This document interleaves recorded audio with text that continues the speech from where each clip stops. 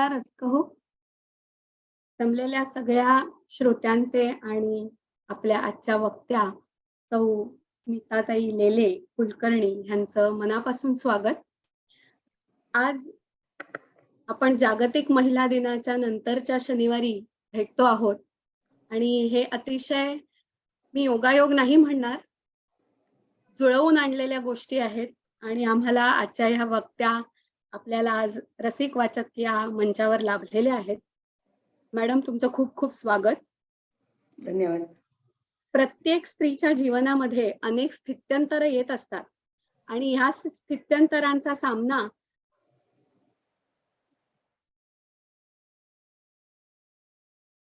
प्रत्येक महिला आजच्या आपापल्या आयुष्यामध्ये वेगवेगळ्या स्थित्यंतरांना सामोरी जात असते आणि अशीच एक यशस्वीता आज आपल्याला लेखिका आणि आजच्या वक्त्या म्हणून लाभलेल्या आहेत सौ स्मिता लेले कुलकर्णी. त्यांचा एक अल्प परिचय आपणाला करून देताना मला खूप आनंद होत आहे. मॅडमनी अगदी ठाण्याच्या गल्लीपासून ते दिल्लीपर्यंतचा प्रवास आजवरचा अत्यंत यशस्वीपणे पार पाडलेला आहे. त्यांची पूर्वाश्रमीची किंवा आत्ताची ही अशी बघायला गेली तर ओळख सौ स्मिता कुलकर्णी अर्थात श्री संदीप कुलकर्णी यांच्या सुविद्य पत्नी. त्या पुढे जाऊन त्यांना खरी ओळख जी प्राप्त झाली ती त्यांची मोठी मुलगी, मी त्याला दिव्य रत्न म्हणेन, दिव्यांग अशी मुलगी जेव्हा त्यांना लाभली आणि दिल्ली येथे ह्याच दिव्य रत्नाला डॉक्टर APJ अब्दुल कलाम यांच्या हस्ते शुभ हस्ते राष्ट्रपती पुरस्कार प्राप्त झाला. तेव्हा मॅडमची नव्याने ओळख जगाला झाली ती म्हणजे मनालीची आई ही ती ओळख. मनालीची आई म्हणून 2006 साली जेव्हा ओळख झाली त्याच दरम्यान मॅडमची स्वतःची नर्सरी सुरू झाली होती आणि कित्येकांना म्हणजे महत्वाचं म्हणजे ठाणे पूर्व परिसरामध्ये कुलकर्णी टीचर किंवा स्मिता टीचर म्हणून मॅडम परिचित आहेत.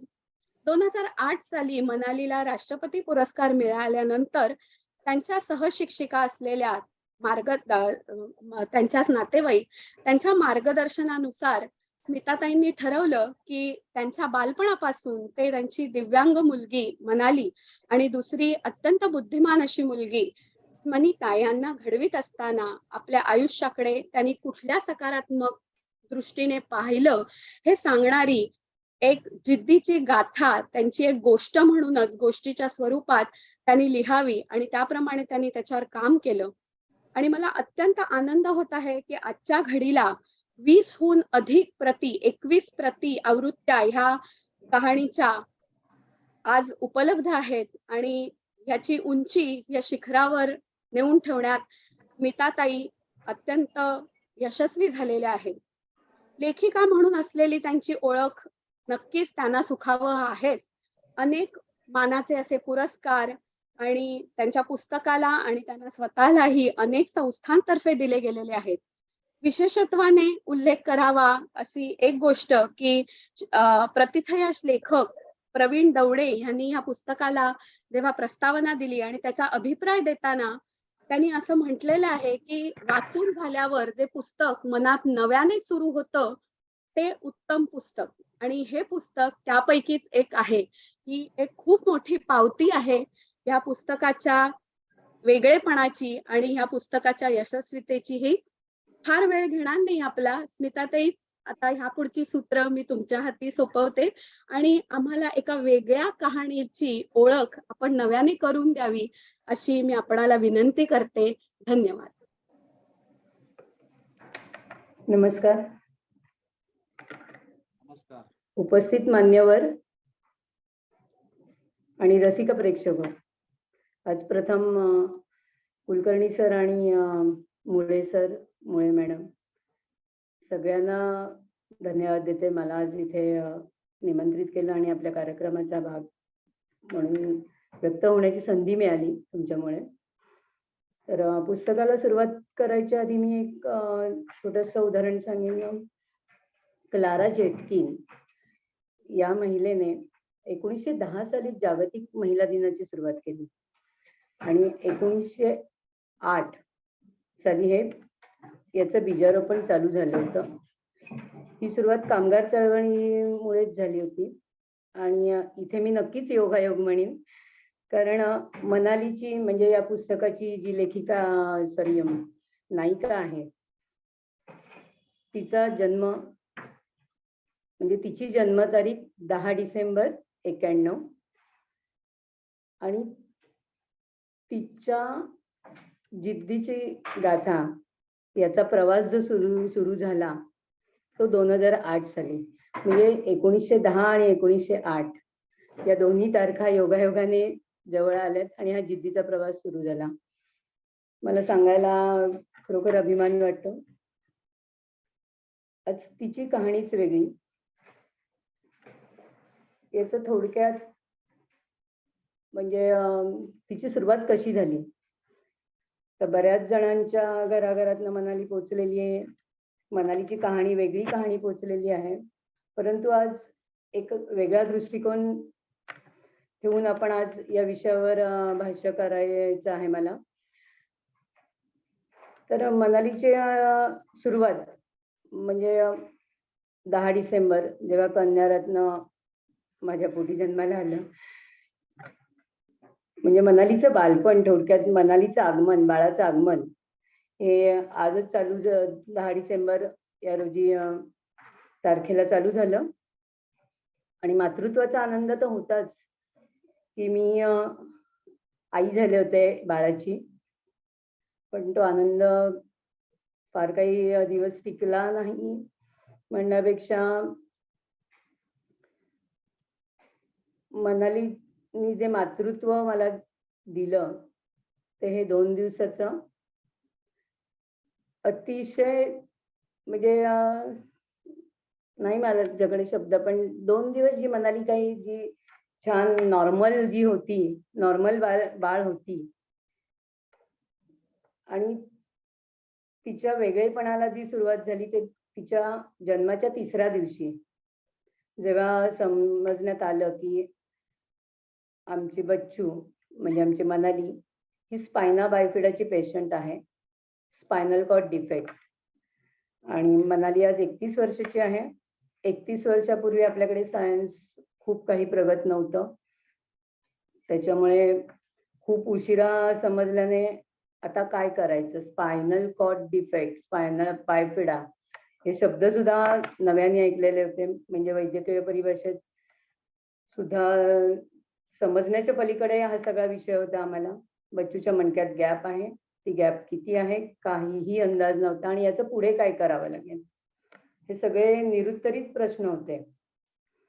म्हणजे मी म्हटलं तसं की 2 दिवसानंतरचे जे अनुभव आहेत, म्हणजे यावेळेला मी नक्कीच म्हणेन की नियती, नशीब वगैरे या सगळ्या शब्दांवर माझा त्या दिवशी खऱ्या अर्थाने विश्वास बसायला सुरुवात झाली. म्हणजे नियतीने जो जन्माला येताना नकार दिला होता, जगण्यासाठी नकार दिला होता, ठासून भरलेला नकार होता तो. कारण त्याच वेळेला आम्हाला समजलं होतं की मनाली सारखी मुलं सर्वाइव्ह व्हायला खूप कठीण असतं, ती सर्वाइव्ह जवळजवळ होणं अशक्यच असतं. तर leave it, but how can I leave it, because she is my child ना आफ्टर ऑल. तर त्या नकारावर ठासून भरलेला आमचा सकारात्मक पुकार म्हणजे सकारात्मक उत्कटता असंच म्हणेन मी. आणि ती जी आम्हाला आजपर्यंत पुढे नेऊन गेली त्याचं वर्णन आज मी थोडक्यात तुम्हाला सांगायचा प्रयत्न करते. म्हणजे तिच्या कहाणीचा प्रवास कसा चालू झाला. 10 डिसेंबर 91 रोजी मनालीचा जन्म झाला. 3 दिवसांनी मनालीचं हॉस्पिटलायझेशन चालू झालं. हिंदुजा हॉस्पिटल, वाडिया हॉस्पिटल, सगळी हॉस्पिटल्स मुंबई मधली पालथी घालून झाली. एक्झॅक्टली उत्तर काहीच मिळत नव्हतं, काही समजतच नव्हतं. पण एक दिवस असा आला की आमच्याच कॉलनीतले एक डॉक्टर अभिजित भाटे म्हणून होते, सर्जन होते, ते त्यावेळेला केईएम हॉस्पिटलला प्रॅक्टिस करत होते. त्यांनी घरी येऊन मनालीला बघितलं, सांगितलं हिला उचला आणि सरळ वाडिया हॉस्पिटलला न्या. आणि त्या दिवसापासून आमचा आणि वाडिया हॉस्पिटलचा जो प्रवास चालू झाला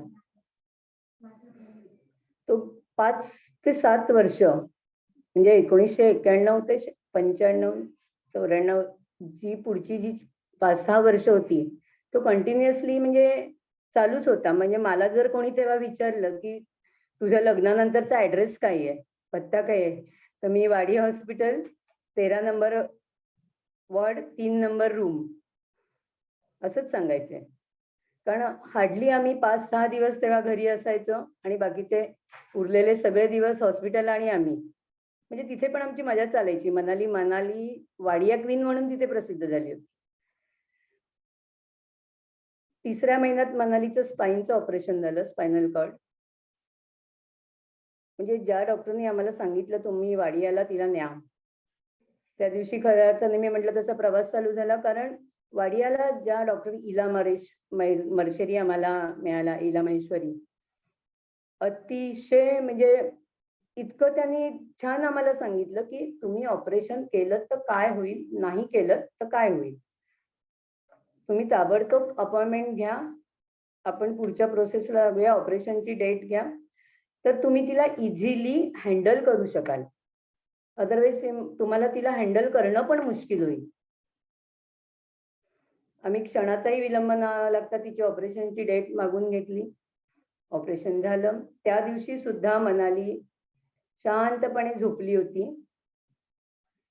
म्हणजे हे सगळं मिरॅकलच म्हणायला हवं होतं. कारण तिथल्या नर्स पण म्हणाल्या, की खरं तर ऑपरेशनच्या पहिल्या दिवशी मुलं रडून वगैरे गोंधळ घालतात.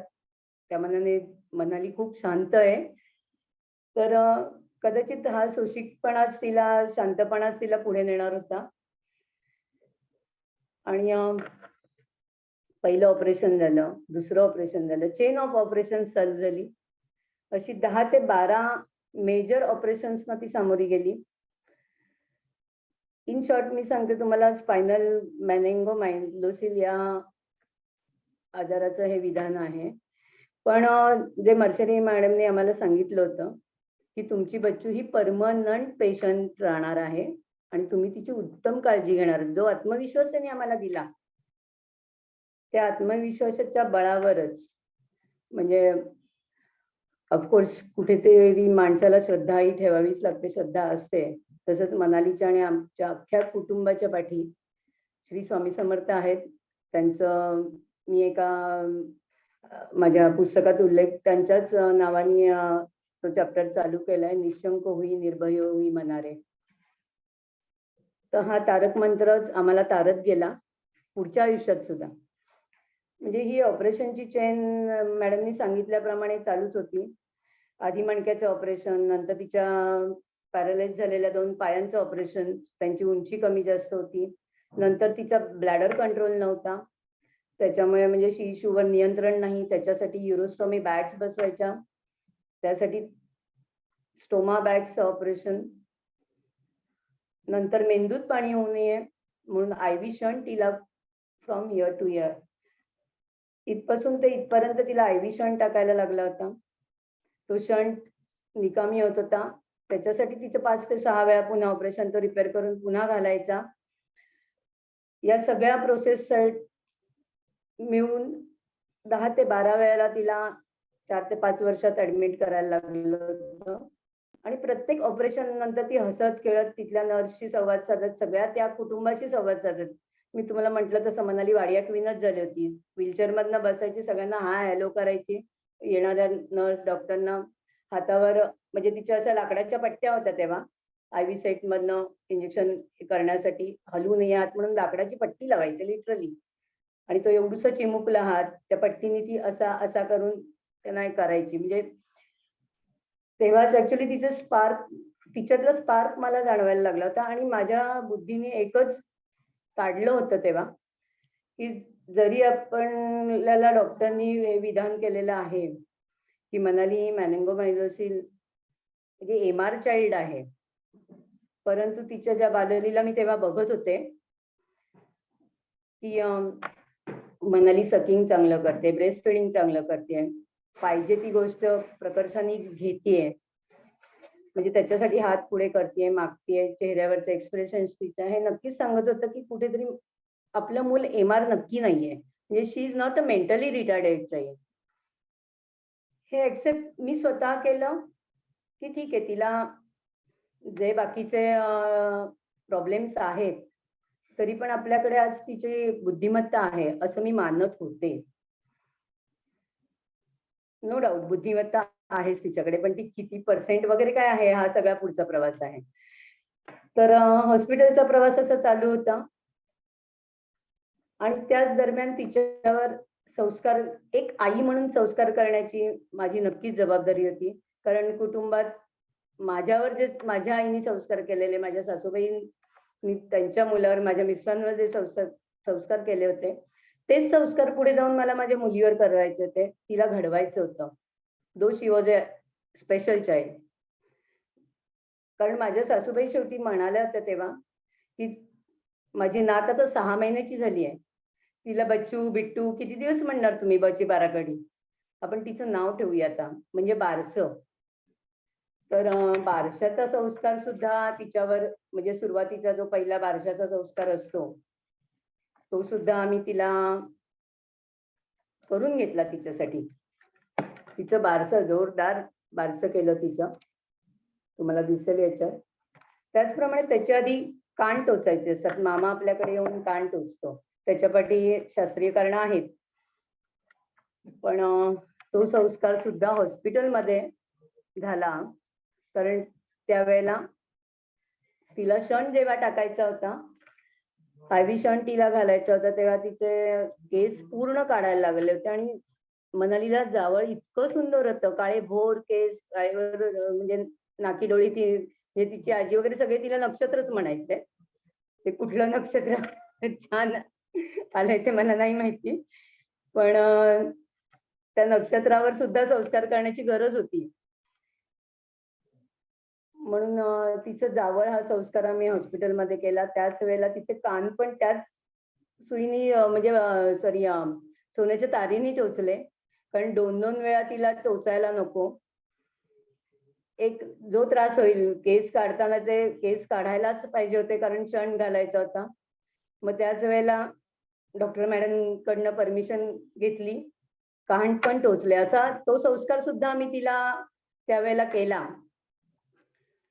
आणि अशी तिच्या संस्कारांची पण सुरुवात झाली. आणि जेव्हा हॉस्पिटलायझेशन तिचं थोडं मला वाटलं आटोक्यात आलंय, कारण त्या वर्षीची आमची दिवाळी आम्ही आमच्या घरी साजरी केली होती. त्याच्यानंतर मी विचार केला, आपल्याला मनालीला नुसतंच घरात ठेवून शिकवून तिला, म्हणजे बाऊ करून, की अरे बापरे, तिला हॉस्पिटलला न्यायला लागलं तर कसं नेणार, मग तिला शाळेत कसं घालणार, हा कुठलाही विचार माझ्या मनात नाही आला. फक्त मी तिला ठरवलं, घरी जे काही थोडंसं तिला शिकवत होते, बालवाडीचं आधीचं म्हणजे प्ले ग्रुप म्हणतात तसं, प्ले ग्रुपची तिची रिव्हिजन मी घरातच करून घेत होते. तरी पण म्हटलं नको, तिला 4 मुलांच्यात गेल्यावर तिला कसं, म्हणजे कसं त्या मुलांच्या मध्ये मिक्स व्हायचं, किंवा इन शॉर्ट मला तिला समाजाच्या स्रोतात आणायचं होतं. नुसतं घरात बसून नव्हतं ठेवायचं. कारण वाडियामधला तिचा लोकांबरोबरचा इंटरॅक्शन मी बघत होते आणि त्याच्यामुळे मी बिनधास्त तिला जवळच असलेल्या बालवाडीत घातलं. आणि त्या बालवाडीत जेव्हा तिची सुरुवात झाली, पहिल्याच दिवशी तिने मला tata, bye bye, see you वगैरे असं पूर्ण पॅकेज दिलं. इतर मुलं सगळी रडत होती पहिला दिवस म्हणून, पण मनालीनी मला हे छान पॅकेज दिलं, आई तू जा घरी. पण शेवटी आईचा जीव.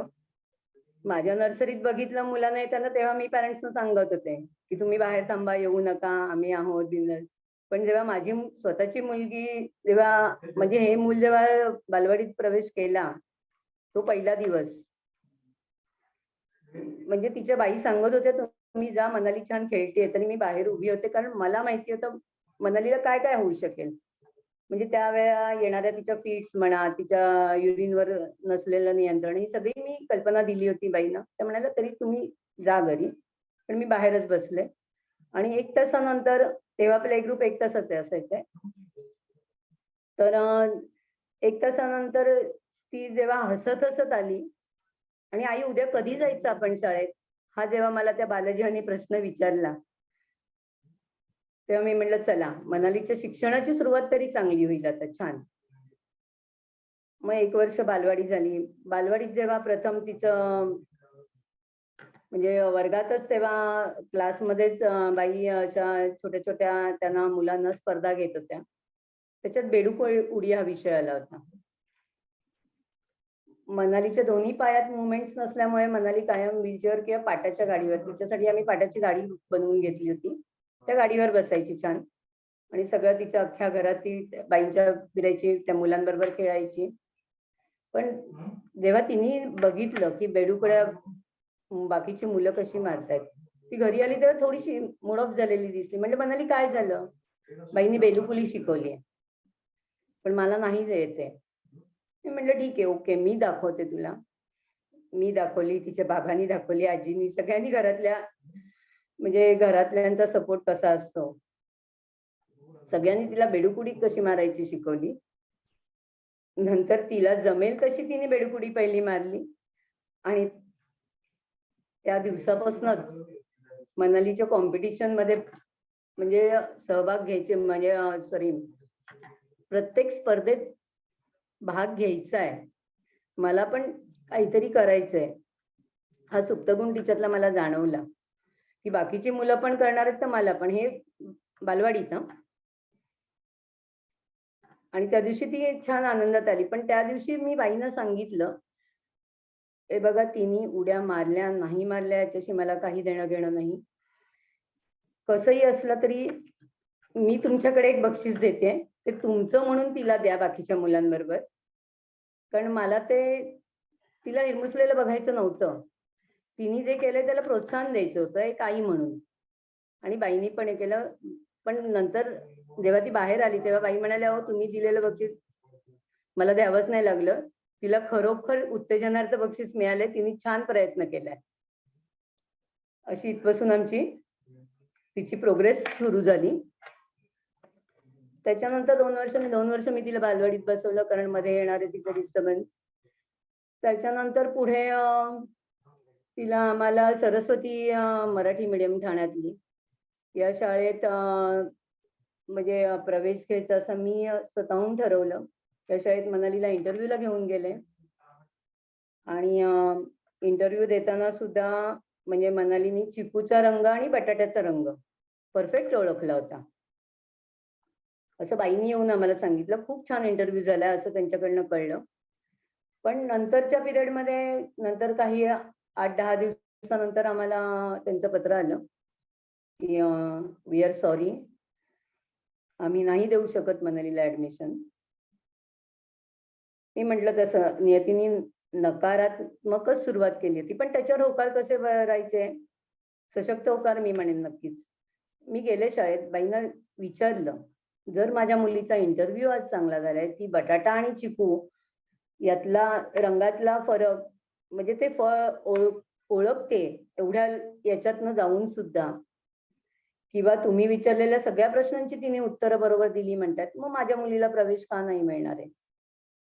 का ती दिव्यांग आहे, म्हणजे स्पेशल किड आहे म्हणून? नक्की तुम्ही कारण सांगा, मी ऍक्सेप्ट करीन. तर ते म्हणाले, नाही, आमचे काही रूल आहेत, ठाणा ईस्टच्या मुलांना देणार नाही, वेस्टला वगैरे असं काहीतरी आहे. पण म्हटलं, हे तुम्ही मला लिहून द्याल का, असं मी थोडस म्हणजे याच्यातच विचारलं.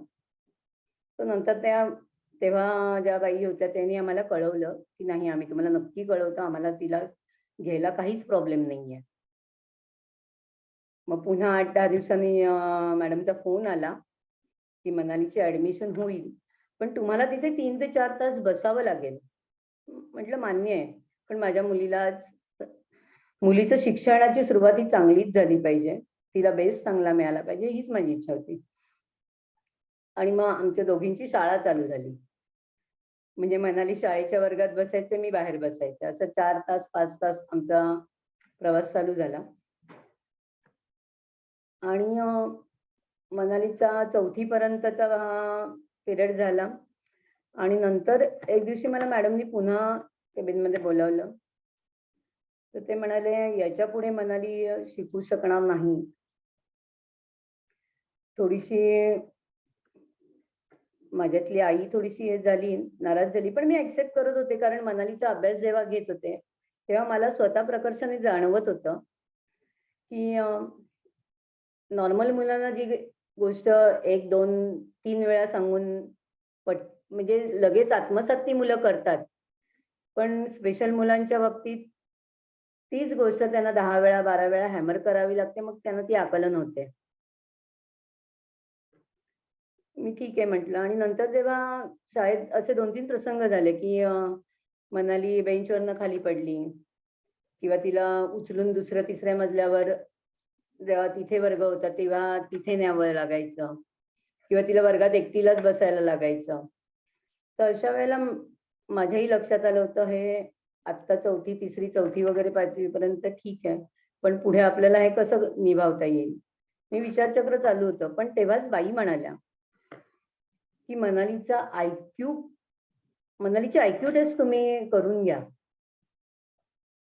तर मी म्हटलं तसं वैद्यकीय परिभाषा ही माझ्यासाठी माझ्या वयाच्या 21व्या वर्षी नक्कीच कठीण होती माझ्यासाठी. पण तरी मी स्वतः एका आयुर्वेदिक डॉक्टरांकडे, डॉक्टर पणिटकर म्हणून त्यांच्याकडे काम करत होते. 3-4 वर्ष मी स्वतः शिकत होते त्यांच्याकडे. त्याच्यामुळे काही शब्द मला माहिती होते. मी म्हटलं ठीक आहे, डॉक्टरांचं प्रिस्क्रिप्शन घेतलं, नाव घेतलं, त्यांच्याकडे गेले मॅडमची चिठ्ठी घेऊन आणि मनालीचा आयक्यू टेस्ट केली. तेव्हा खरोखर आम्हाला कटू सत्याची जाणीव का असते ते जाणवलं. म्हणजे सुरुवातीला तर हे सत्य आम्ही ऍक्सेप्ट केलंच होतं, की आपलं मूल हे परमनंट पेशंट आहे. तिच्यात ज्या काही उणिवा आहेत, पण त्याच्यातनं सुद्धा आम्ही ते ऍक्सेप्ट करून पुढे तिच्या बुद्धीच्या जोरावर तिला मी पुढे न्यायचं ठरवलं होतं. आणि तिथे खरोखर पहिल्यांदा कटू सत्याची जाणीव झाली, की मनालीच्या मेंदूची क्षमता म्हणजे आयक्यू तिचा बिलो 70% 60% आहे. 50 to 55% आयक्यू आहे. त्याच्यामुळे ती इयत्ता 1ली ते 10वी वगैरेच्या अशा पुढच्या पायऱ्या ती नाही चढू शकणार आहे.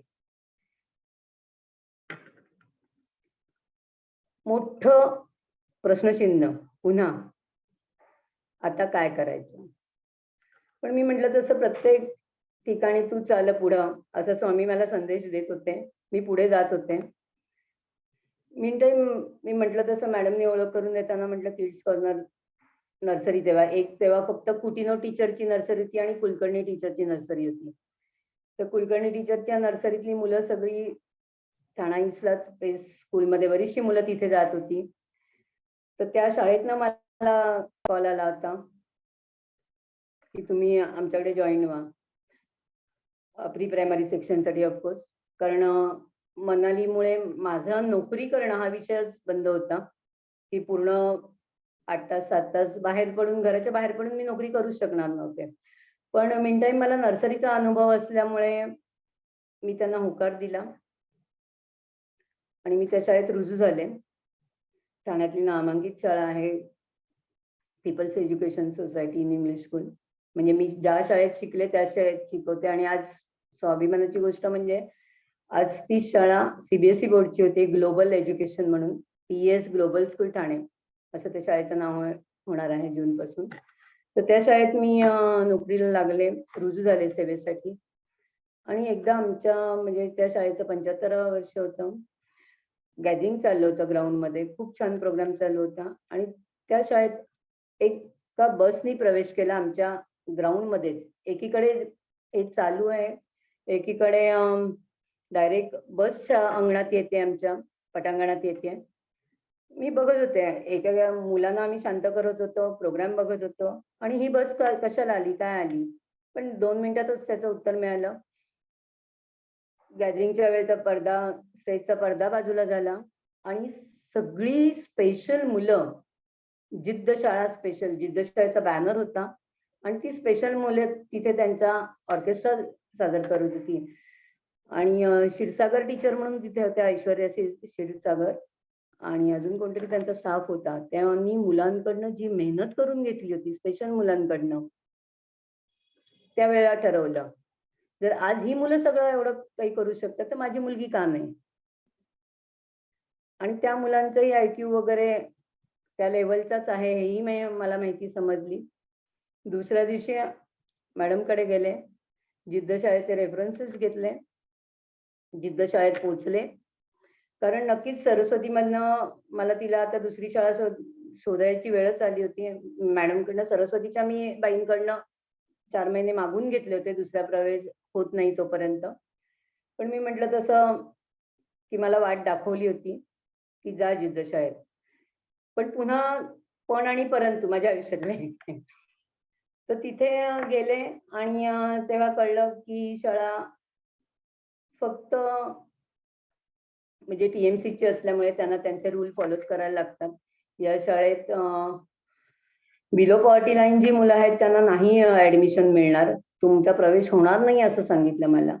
मी फक्त एवढंच विचारलं, म्हणजे जो पुस्तकाच्या पुढे संदर्भ आलाय, ज्यासाठी मी हे पुस्तक लिहिलंय, ज्या विषयासाठी, तोच संदर्भ तिथनं चालू झाला होता की अपंग मूल, म्हणजे अपंग नाही म्हणणार मी, स्पेशल मूल म्हणेन, दिव्यांग मूल म्हणेन, डिफरंटली एबल मूल म्हणेन मी हे. या मुलांनी कोणाच्या पोटी, कुठल्या स्तरावर, म्हणजे below poverty, poverty, highly rich या कुटुंबातनं जन्म घ्यायचा असतो, हा ठरवून जन्माला येतं का होते मूल? मी सरळ बाईंना प्रश्न विचारला. तुमचं रूल प्रमाणे तुम्ही बरोबर जाताय, पण जर असं असतं तर या मुलांनी कुठली शाळा निवडावी? या मुलांसाठी ठाण्यात किती शाळा उपलब्ध आहेत आणि त्या शाळेत आमच्या मुलांचा प्रवेश होऊ शकेल? त्या म्हणाल्या ठीक आहे, तुम्ही बघा. मी त्यांना म्हटलं तुम्ही मला रिटर्न मध्ये द्या की असं असं आहे, त्याच्यामुळे आम्ही नाही प्रवेश देऊ शकत. 2 मिनिटं त्या थांबल्या. नंतर त्या म्हणाल्या तुम्ही कुठून आलाय? तेव्हा मी आमच्या मॅडमच्या, करंदीकर मॅडम ज्या माझ्या या होत्या, इंग्लिश स्कूल मध्ये प्रिन्सिपल होत्या, मी त्यांना म्हटलं मी करंदीकर मॅडमची स्टाफ आहे आणि आय थिंक त्याच वेळेला तिची ऍडमिशन तिथे पक्की झाली. पण त्यांचा सुद्धा तोच हे होता की मनालीची आई तुम्ही बाहेर बसायचं मनाली शाळेत असेल तोपर्यंत. म्हटलं ठीक आहे, तेही मान्य केलं, कारण सरस्वतीचा अनुभव होता. आणि त्या दिवसापासून मनालीची जिद्द शाळा चालू झाली. तिच्या फीट्स, तिची कन्व्हर्जन्स, म्हणजे तिची पायाची ऑपरेशन, पोटाची ऑपरेशन, हे सगळं चालूच होतं. म्हणजे ऑपरेशनची चेन चालू आणि इकडे शाळा चालू. पण कुठेही न रडता, कुठेही चेहऱ्यावरची स्मितरेषा तिची कमी न होता ती शाळेत जायची. म्हणजे आज जर ऑपरेशन वरनं ती आली तर दुसऱ्या तिसऱ्या दिवशी ती मला विचारायची आई शाळेत कधी जायचंय मला. म्हणजे हा तिचा जो शाळा हा अतिशय लाडका विषय होता. म्हणजे तिला माणसांच्याच जायचं होतं हे मला समजत होतं. मी तिला पाठवत होते.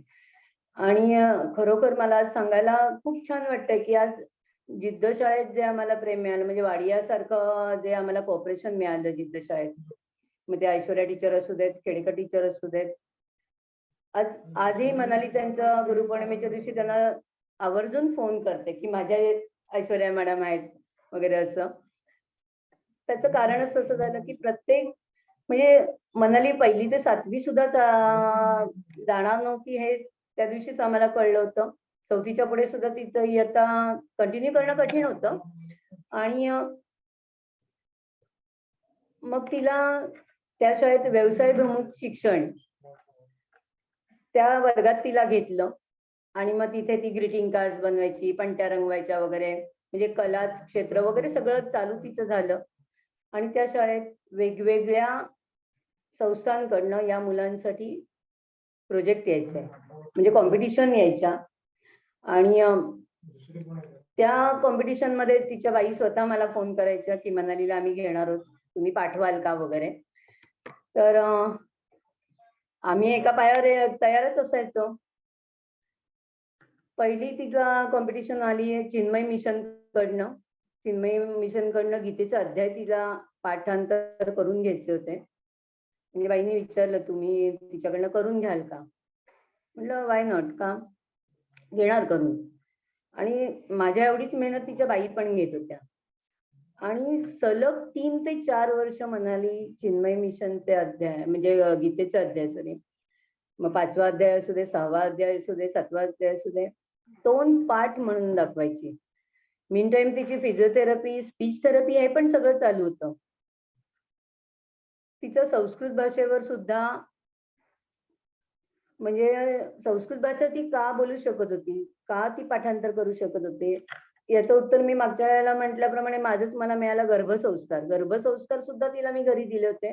कारण मी स्वतः माझ्या गर्भारपणात रामरक्षा म्हणा, अथर्वशीर्ष म्हणा या स्तोत्रांचं मी स्वतः पठण करायचे. आणि तेच माझ्या मते ते पुढे कंटिन्यू झाले आणि म्हणाली एवढ्या सगळ्या म्हणजे 50% IQ मध्ये सुद्धा तिचं पाठांतर छान होत होतं. त्याचप्रमाणे तिचं अक्षराचं वळण म्हणजे तिला वळण देताना तिच्या अक्षराला सुद्धा मी वळण देत होते की बाराखडी ही आलीच पाहिजे तुला. तुझं स्वतःचं ब्रश करणं तुला जमलंच पाहिजे. स्वतःचे कपडे घालणं तुला आलंच पाहिजे. आणि ती छान करायची. म्हणजे घरी पण आम्ही तिला तिच्या लेवलला असं एक बेसिंग करून दिलंय. तिच्या लेवलला अंघोळीचं सोप म्हणजे सोपकेस ठेवलेली आहे. अंघोळ कशी करायची हे सगळं ट्रेनिंग तिला म्हणजे शाळेत अभ्यासाचं ट्रेनिंग होतं आणि घरी तिचं कसं हे करायचं, तिला घडवायचं कसं याचं ट्रेनिंग चालू होतं. म्हणजे अक्षराला वळण देता देता मी तिला पण आकार देतो. आणि ते मला सगळं कसं पुढे उपयोगी पडलं. त्याचा थोडक्यात पुन्हा प्रवास आहे. म्हणजे म्हणाली चिन्मय मिशन मध्ये गीता पठण मध्ये यायची दरवर्षी पहिली. त्याचप्रमाणे नंतरच तिचं वेशभूषा स्पर्धा आल्या. म्हटलं व्हीलचेअरवर बसून हिला वेशभूषा कुठली द्यायची, कारण माझ्या शाळेत मी नॉर्मल मुलांच्या जे घ्यायचे ती मुलं छान एक्सप्रेशन्स तयार होऊन वगैरे यायचं, पण त्यातही आम्ही कमी नाही पडलो. म्हणजे शकुनी मामापासून गोळवलकर गुरुजी सगळ्यांच्या वेशभूषा झाल्या. अगदी शेवटची तिने वेशभूषा मला केलेली आठवते जिद्द शाळेतली. मला आई बाबांसारखंच बनायचंय. आम्ही एक छोटासा तेव्हा टॅब होता तो हातात घेतला. ब्रोकर म्हणून मी माझ्या ऑफिसमध्ये जाते, टॅबवर हे करते, अशी तिने ब्रोकरची भूमिका केली. अशा प्रकारे वेशभूषा स्पर्धा हे तिला पुढे जाऊन स्मिता तळवलकरांच्या ती अभिनय शिबिराला जायची, तिथे हे खूप उपयोगी पडलं तिला. तर ती अशी तिची सुरुवात झाली. आणि दुसऱ्या का तिसऱ्या वर्षी तिच्या शाळेच्या एक सायन्स प्रोजेक्ट त्यांना आलं. मला बाईंनी फोन केला की मनालीच्या आई ताबडतोब तुम्ही आता येऊ शकाल का. मनालीच्या बाईंचा फोन म्हणजे मला पहिला असंच क्लिक व्हायचं, तिला फिट्स आल्या का तिची तब्येत हे झाली. पण तो फोन म्हणजे वेगळ्या कारणासाठी होता, त्या प्रोजेक्टसाठी होता. हे गेल्यावर मला समजलं. तिथे ठाण्यातील सुरेंद्र दिघे सरांची जिज्ञासा म्हणून संस्था होती, जिद्द ज्ञान साहस यांचं जे प्रोजेक्ट आलं होतं. आणि ते प्रोजेक्ट आपण कसं पुढे न्यायचं याबद्दल डिस्कशन करण्यासाठी आपण आज जमलं, तसं मॅडमनी सांगितलं मला. म्हटलं ठीक आहे. आणि मला सांगायला आवडेल म्हणजे 2 दिवसापूर्वीच हा विषय घेऊन आमच्या कॉलनीतली मुलं माझ्याकडे आली होती की टीचर काकी आम्हाला असं शाळेतनं प्रोजेक्ट आलंय, तर तुम्ही आम्हाला काहीतरी गाईडलाईन द्या म्हणून. म्हटलं ओके. मी बघितलं प्रोजेक्ट आणि सेम प्रोजेक्ट आज वैशाली मॅडम समोर होतं जिद्द शाळेतल्या. 2 सेकंद मला फक्त झालं की अरे बापरे, हे प्रोजेक्ट म्हणजे आज 7वी 8वीच्या मुलांचा. आणि आमच्या मुलांची मानसिक म्हणण्यापेक्षा बौद्धिक पातळी आज 1ली 2रीच्याच मुलांची. हे एवढं अवघड प्रोजेक्ट ही मुलं कसं हे करणार, कसं झेपवणार. पण कुठेतरी मी म्हटलं तरी तसं निशंक होई निर्भय होई म्हणारे, जा बिंदास्त पुढे. स्वामींनी तिथे पण म्हटलं मला जा. आणि मी त्यांना हो म्हटलं, क्षणाचाही न लावता मी त्यांना हो म्हटलं. हो, मनाली माझी प्रोजेक्ट करेल म्हटलं. आणि घरी आले आणि प्रथम हे सगळे चार्ट्स बनवायला सुरुवात केली. की प्रोजेक्टचं नाव होतं पाणी शुद्ध करण्याच्या पारंपरिक पद्धती.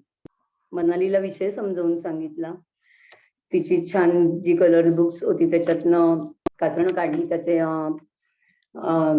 हे बनवले, चार्ट्स बनवले छोटे छोटे. तिला सांगितलं आणि तिला पहिलं विचारलं, म्हटलं असं आहे, तू करशील का. हो आई, नक्कीच आवडेल मला करायला. असं जेव्हा होकारार्थी तिच्याकडनं उत्तर आलं, म्हटलं चला गो अहेड. आणि तो विषय तिला शाळेत बाई समजावून सांगत होत्या, घरी मी समजावून सांगत होते. आणि ज्या दिवशी तिने म्हणजे मी तिला भातुकलीचा सेट आणून दिला होता, त्याच्यातला खेळण्यातल्या सेट मधनं तिने गॅस काढला, एक छोटस पातेलं काढलं, गॅसवर ठेवलं, गरम पाणी त्याच्यात म्हणजे पाणी टाकलं आणि छान ती बॉईल करायला लागली. मग एक छोटासा तिच्या बहिणीचा रुमाल घेतला तिने, व्हाईट अगदी मलमलचा रुमाल, त्याच्यावरनं ते गाळलं आणि मला मग तुरटी दे म्हणाली, म्हणजे तुरटी दे पाणी शुद्ध करण्यासाठी. हे एवढ्या जेव्हा तिने क्रिया केल्या, म्हणजे मी तेव्हा किचन मध्ये आणि ती तिच्या बेसिंग जवळ हे सगळं करून दाखवत होती, मला बोलवून तिने दाखवलं, तेव्हा मी नक्की म्हटलं की हा हा विषय मनालीला पाणी शुद्ध करणं, पारंपरिक पद्धतीने पाणी शुद्ध करणं म्हणजे काय ते मनालीला नक्की समजलं आपल्या. आणि खूप आनंद झाला. मी बाईंना ताबडतोब फोन केला, म्हटलं बाई मनालीला प्रोजेक्ट कळलंय, तिच्याकडनं आज करून घ्या तुम्ही. त्या हो म्हणाल्या. आणि दुसऱ्या दिवशी मला पुन्हा जिद्द शाळेचा प्रिन्सिपलचाच आय थिंक फोन होता, भोसले मॅडमचा, की मनालीची निवड आपण प्रोजेक्ट हेड म्हणून करतोय. एका आईला काय आनंद झाला असेल तो ती आई समजू शकते. कारण ज्या मुलीला 2091 आपलं 90 साली जगण्यासाठी नकार मिळाला होता, आज त्या मुलीची निवड प्रोजेक्ट हेड म्हणून होतीये. ते सुद्धा हे प्रोजेक्ट नॉर्मल मुलांच्यातनं करायचं होतं. इथे जिद्द शाळा ही एकच अशी शाळा होती स्पेशल मुलांची, की ही संधी दिघे सरांनी आम्हाला स्पेशल मुलांना दिली होती. तर आणि त्या संधीचं आम्ही नक्कीच सोनं करणार होतो. कारण मी म्हटलं तसं आमच्या मुलांना संधी द्या, सहानुभूती नको. कारण ही मुलं संधीचं सोनंच करतात, आतापर्यंतचा अनुभव होता. आणि प्रोजेक्टची सुरुवात झाली. पहिलं प्रोजेक्ट आमचं तालुका पातळीवर नेरुळला गेलं आणि म्हणजे खरोखर माहिती नव्हतं काय होणार होतं, काय मुलं, कारण आयुष्यातला पहिला मुलांचा प्रसंग होता. म्हणजे वेशभूषा करणं वेगळं, पाठांतर करणं वेगळं आणि एखाद्या प्रोजेक्टचं प्रेझेंटेशन करणं, तुम्ही दुसऱ्यांना समजावणं, प्रेझेंट करणं, हा खरोखर विषय आमच्या मुलांसाठी खूप कठीण होता. पण मनाली प्रोजेक्ट लीडर होती हे सुद्धा तिने प्रूव्ह केलं. तिच्याबरोबर असणारे विक्रम, तुषार, अंजली हे तिचे काही फ्रेंड्स होते, तर सगळ्यांना बरोबर घेऊन तीच त्यांना सांगत होती, तुम्ही कशाला घाबरतात. सायलीला तिच्या म्हणाली, सायली मी आहे ना, मनाली आहे ना तुझी बरोबर, तू कशाला घाबरते. हे त्यांचे संवाद म्हणजे आम्हाला बाहेर आल्यावर आम्हाला तिथल्या टीचरनी सांगितले, परीक्षक टीचर ज्या होत्या त्यांनी, धारडे मॅडम होत्या आय थिंक तेव्हा. तर धारडे मॅडम बाहेर आल्या आणि त्यांनी आम्हाला सांगितलं, तुम्ही नका टेन्शन घेऊ, मुलं उत्कृष्ट प्रेझेंटेशन देत आहेत. चला म्हणजे अर्धी लढाई आम्ही तिथे जिंकली होती म्हणायला हरकत नाही. आणि मुलं उत्साहातच बाहेर आली. त्यांच्याबरोबर पत्रकार वगैरे सगळे आले होते, मुलांना प्रश्न विचारत होते, मुलं त्यांच्या याने उत्तरं देत होती. आणि मग जेव्हा आम्ही ती नेरुळची फेरी संपून आलो, त्याच्यानंतर 8-10 दिवसांनी पुन्हा शाळेतनं फोन आला की तुमची आपलं प्रोजेक्ट हे पुढच्या पातळीवर गेलेलं आहे, विभागीय पातळीवर गेलेलं आहे आणि ते आपल्याला दौंडला जायचंय, तर तुम्ही सगळे तयार आहात ना. तर दौंडच्या प्रोजेक्टला मनालीचे बाबा येऊ शकले नव्हते, परंतु भोसले मॅडम त्यावेळेला स्वतः आल्या होता आणि त्यांनाही जो कॉन्फिडन्स होता, त्यांनीही जो आम्हाला कॉन्फिडन्स दिला, त्याच्यामुळे आम्ही दौंडचं प्रोजेक्ट सुद्धा म्हणजे नेरुळ नंतर दौंडचं जे विभागीय आलं ते खूप उत्कृष्ट झालं होतं. पण तरी आमच्या डोक्यात एक कायम असं असायचं, म्हणजे स्पेशली माझ्या डोक्यात ते यायचं. मी तिथले नंतर सुद्धा तिथले जे म्हणजे परीक्षक होते त्यांना विचारलं की एवढ्या नॉर्मल मुलांच्यात आमची मुलं हे प्रेझेंटेशन करतायत, त्यांना मे बी प्लस पॉइंट द्यायचा किती हे आहेत म्हणून तुम्ही देत नाही आहात ना, असं कुठेतरी माझ्या याच्यात होतं. ते मी त्यांना विचारलं, तर त्या हसल्या. तेव्हा तिकडच्या मॅडम त्या म्हणाल्या, नाही हो म्हणे, खरोखर आज म्हणजे वोटिंगची प्रोसेस नाहीये या मुलांसाठी, तरी आज ही मुलं, तुम्हाला फोन येईल ही राज्य पातळीवर पोहोचतील म्हणून बघा तुम्ही. म्हणजे इतकं उत्कृष्ट, म्हणजे नॉर्मल मुलं जिथे घाबरतायत आज प्रेझेंटेशन करायला, तर तिथे आज तुमची मुलं बिनधास्तपणे आणि विषय समजून घेऊन प्रेझेंट करतायत. म्हणजे खरोखर इथे पूर्ण लढाई जिंकल्याचा मला असा भास झाला. आणि खरोखर नक्कीच आम्ही जेव्हा आलो आणि दुसऱ्या का तिसऱ्या दिवशी सकाळी उठले आणि बघितलं तर Thane it is selected for national children science Congress असा जो पेपर महाराष्ट्र टाइम्स उघडला, बाजूला मनालीचा फोटो छान झळकत होता.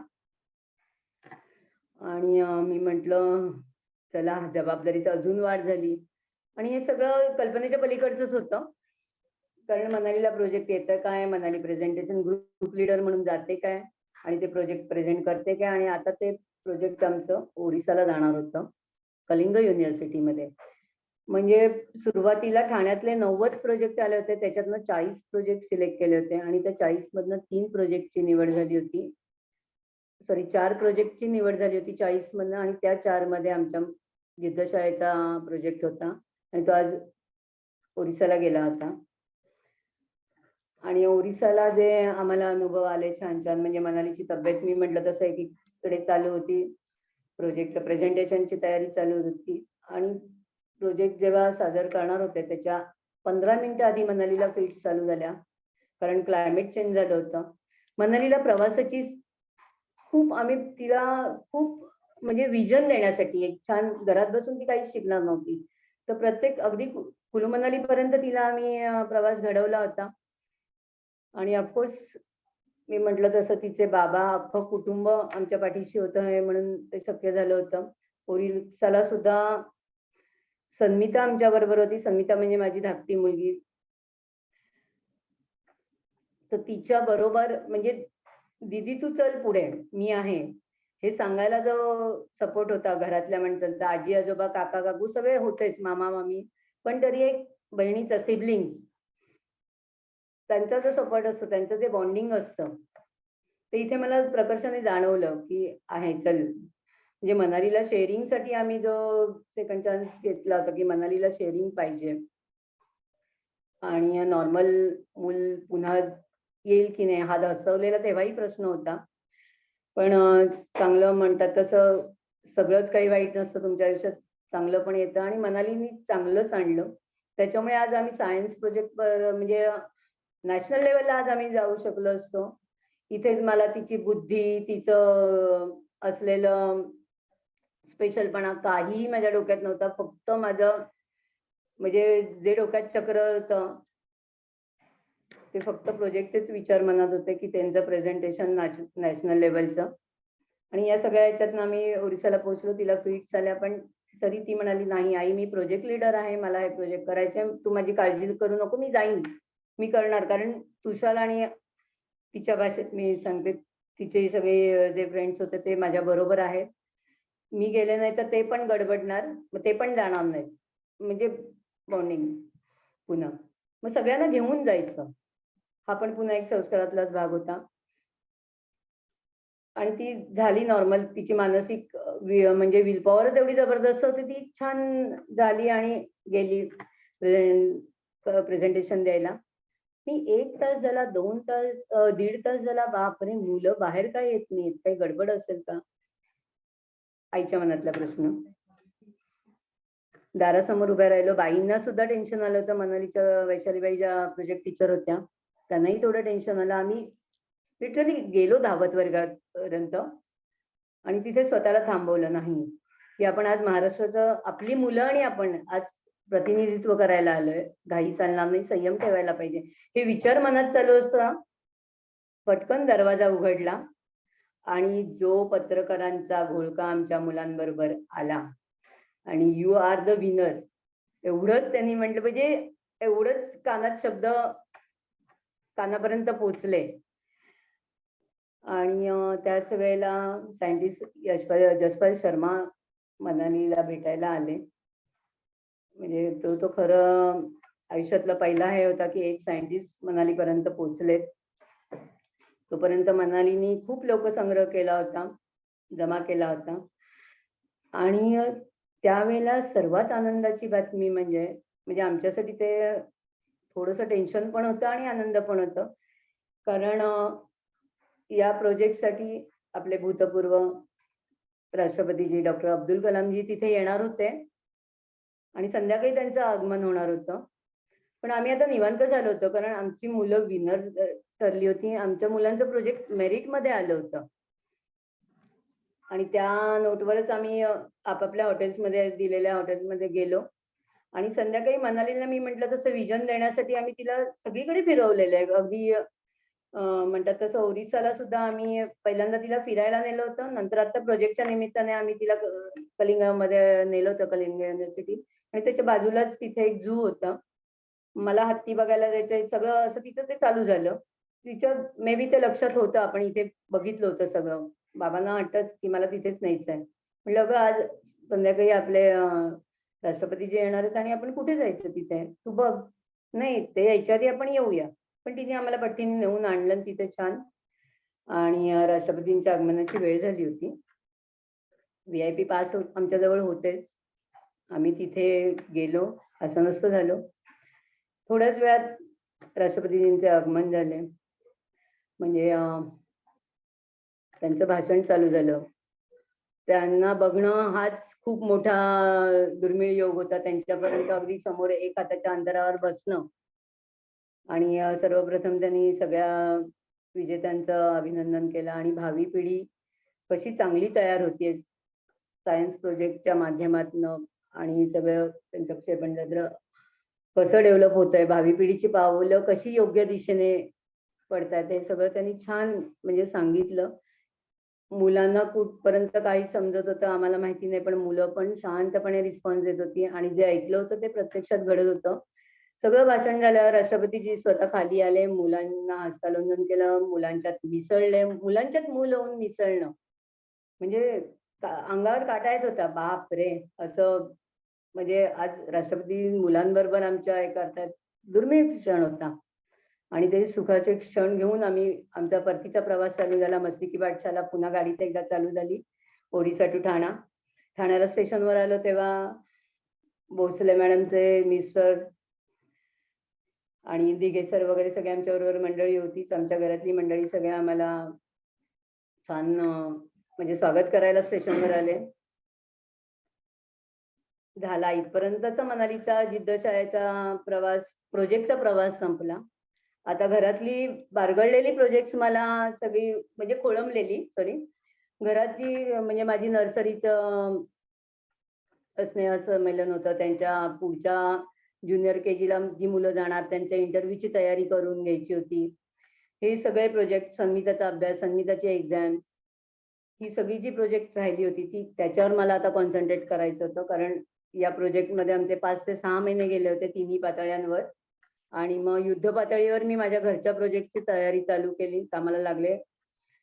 आणि मीन टाईम त्याच वेळेला पुन्हा मनालीचं एकदा छोटंसं ऑपरेशन करायची वेळ आली, कारण मनाली संस्कार वर्गात तेव्हा जायची. ठाणा ईस्टला आठवलेबाई म्हणून आमच्याच शाळेच्या बाई आहेत, त्या संस्कार वर्ग घ्यायच्या आणि मला जायचं ते. शाळा मी म्हटलं तसं अविभाज्य घटक आहे. आणि ती मी म्हटलं तसं ती छान त्या पाटाच्या गाडीवरच तेव्हा बसायची घरी असताना, म्हणजे असे ग्राउंडवर वावरताना वगैरे, ग्राउंड लेवलला वावरताना ती पाटाच्या गाडीचा उपयोग करायची आणि बाहेर जाताना आम्ही तिला बाबा गाडी, व्हीलचेअर असं वापरायचो. तर ती त्या संस्कार वर्गात खेळता खेळता तिच्या पायावर कोणाचा तरी पाय पडला. पण मनालीला सेन्सेशन नसल्यामुळे ते तिला समजलं नाही. नेहमीसारखी घरी आली. तिची तयारी करताना दुसऱ्या दिवशी मला जाणवलं, अरे मनालीच्या पायाला सूज आली, पाय सुजलाय. एक्झॅक्टली काय झालं कळलं नाही. मग नंतर मला म्हणाली, आई तो अजिंक्य का कोण होता छोटा, तो माझ्या अंगावर पडला म्हणे. म्हटलं ओके. ताबडतोब मग डॉक्टरांकडे नेलं. फ्रॅक्चर असल्यामुळे एक जवळजवळ महिना 2-3 महिने पाय बँडेजमध्ये. पण त्या ह्याच्यात सुद्धा आम्ही शाळेत गेलो. माझ्या पुतण्याची मुंज अटेंड केली. सगळं झालं. आणि मीन टाईम मी म्हटलं तसं मी सुद्धा स्वतः जॉईंट फॅमिलीत राहत असल्यामुळे माझी काकू वगैरे सगळे आम्ही एकत्रच, काका काकू. तर काकूचा भाऊ होता शंकर आपटे म्हणून दोस्त होते, म्हणजे आमचे मामाच ते मानलेले. तर ते घरी आले. त्यांनी शाबासकी वगैरे, सगळ्यांचे फोन कॉल्स वगैरे सगळं चालू होतं. मनालीचा पहिला आमचा सगळा सत्कार पी सावळाराम स्मृती समारोह मध्ये रमेश देव, सीमा देव यांच्या उपस्थितीत त्यांच्या हस्ते झाला होता. सॉरी, तो आयुष्यातला आमचा पहिला सत्कार मी म्हणेन मनालीचे पालक म्हणून. कारण तिला त्या दिवशी गुणी विद्यार्थी म्हणून सुद्धा गौरवण्यात आलं होतं, जिद्द शाळेची गुणी विद्यार्थी म्हणून. तर ते पटकन म्हणाले, आज मी नुसतं मनालीचं अभिनंदन नाही करायला आलोय, पण स्मिता, या मुलांसाठी असे फॉर्म असतात नॅशनल अवॉर्डसाठी, तर तू तो भर. मी अशी म्हणजे तो भर वगैरे असा, म्हणजे ठीक आहे, ओके म्हटलं. माझ्या कामाला लागले, शाळेत जायचं होतं. तिसऱ्या दिवशी मामांचा पुन्हा फोन, फॉर्म आणलास, समजलं भरायचं. तेव्हा थोडीशी पुन्हा आहे. म्हटलं अरे बापरे, आपल्या मुलीसाठी आपल्याला कोणतरी काहीतरी सांगतोय, आपण कोणतरी म्हणजे घरातलीच व्यक्ती जर आज एखादी सांगते की तू भर, तर आपण नक्की तो फॉर्म भरला पाहिजे. म्हणून फॉर्म आणायला गेले. टीएमसीच्या ऑफिसमधनं फॉर्म आणलाय, सबमिशन केलं. 4-4 फाईलचे गठ्ठे असे तिच्या हे केले. त्यांना अकॅडमिक तिची सगळी प्रोग्रेस लागणार होती, ते सगळं हे केलं, कागदपत्रांची जोडणी केली आणि सबमिशन झालं. आणि त्याच वेळेला मी जिद्द शाळेत पण गेले. मॅडमनं तो फॉर्म दिला, नोटीस लावा म्हटलं बोर्डवर, कारण मनाली बरोबर जी प्रोजेक्टला मुलं होती ती सुद्धा त्याच्यात इन्क्लूड व्हावी अशी माझी इच्छा होती. कारण तो प्रोजेक्ट हा मनालीचा एकटीचा नव्हता, तो त्या मुलांबरोबर तिने केलेली, जो शी वॉज अ ग्रुप लीडर, त्या मुलांबरोबर तिने गेली होती. म्हणून त्या मुलांना पण तो फॉर्म देणं महत्वाचं होतं. म्हणून मी मॅडमना म्हटलं नोटीस बोर्डवर लावा, त्यांना फिलअप करू दे, तारीख आहे अजून. पण नंतर कळलं की त्यांच्याकडे काही डॉक्युमेंट्स नव्हते, त्याच्यामुळे त्यांना फाईल ती फॉर्म फिलअप नाही करता आला आणि आमच्या फॉर्मची पाठवणी झाली. मध्ये पुन्हा नवीन वर्षाची सुरुवात झाली वगैरे. म्हणजे 2005 ला हे प्रोजेक्ट झालं. 2006 ला मनालीची फाईल दिल्लीला रवाना झाली आणि तेव्हा समजलं, म्हणजे तेव्हा खूप जणांनी म्हटलं, इन्क्लुडिंग भोसले मॅडम सुद्धा, की हा प्रवास बापरे, म्हणजे राष्ट्रीय पातळीवर नॅशनल अवॉर्डसाठी तुम्ही फाईल पाठवताय, शक्य आहे का? म्हटलं माहिती नाही, शक्य नाही, पण मी भरलाय फॉर्म. कारण कुठेतरी ते क्लिक झालं होतं. नॅशनल चिल्ड्रन सायन्स काँग्रेसला जर आपली मुलं प्रेझेंटेशन देतात, तर फाईल का नाही पाठवायची? आणि मी कोण तिची फाईल न पाठवणारी? कारण तिला प्रत्येक अनुभव आम्ही एक आई वडील म्हणून देत गेलेलो, कुठल्याही याच्यापासून तिला आज वंचित ठेवलेलं नाहीये आम्ही. आणि मग तिचा आनंद हिरावून घ्यायचा आम्हाला काय हक्क आहे? काहीच नाही. पाठवली बिंदास फाईल. आणि 3-4 महिन्यांनी मी म्हटलं तसं की सन्मिताचं पण शिक्षण चालू होतं, मनालीचं पण अशी प्रोग्रेस चालू होती. सन्मिताची नो डाऊट, सन्मिताची तेवढीच प्रोग्रेस चालू होती. आणि सन्मितासाठी मी मनालीची जी जिद्द शाळा आहे त्याच्याच बाजूची वसंत विहारला, सिद्धचल या एरियात वसंत विहार म्हणून शाळा सिलेक्ट केली होती. म्हणजे मिळवली होती तिच्यासाठी पण. म्हणजे नॉर्मल मुलांसाठी सुद्धा ऍडमिशन हा तेव्हा खूप इश्यू होता, की ईस्टच्या लोकांना नाही, वेस्टच्या लोकांना नाही, किंवा समहाऊ जे काय असतं ते. मग तिला त्या शाळेत ऍडमिशन घेतली होती. आणि त्या दिवशी याच हेतूने घेतली होती की जेव्हा मी सन्मिताला, मनालीला छान कसं ऍक्सेप्ट करायचं, तिचं बाउंडिंग कसं निर्माण करायचं, त्यांच्यात बाउंडिंग ठेवायला पाहिजे या सिबलिंग्स मध्ये, या हेतूनेच तिला मी दोघींनाही घडवत होते. आणि सन्मिताला मी त्या दिवशी पिकनिकला पाठवलं होतं. तिची पिकनिकची बस यायची होती आणि तो मधला वेळ होता. त्या वेळेत मी म्हटलं आपण आज मनूच्या शाळेत जाऊन येऊया.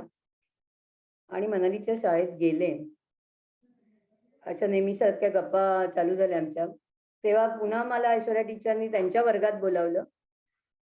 का तर आता अत्रे कट्ट्याचा एक प्रोग्राम येतोय, काव्य वाचन काहीतरी समथिंग असं त्यावेळेला होतं, आणि ते मनालीकडनं पाठ करून घ्यायचं होतं, तर तुम्ही घ्याल का? म्हणजे तुम्ही घेणारच असंच त्या म्हणाल.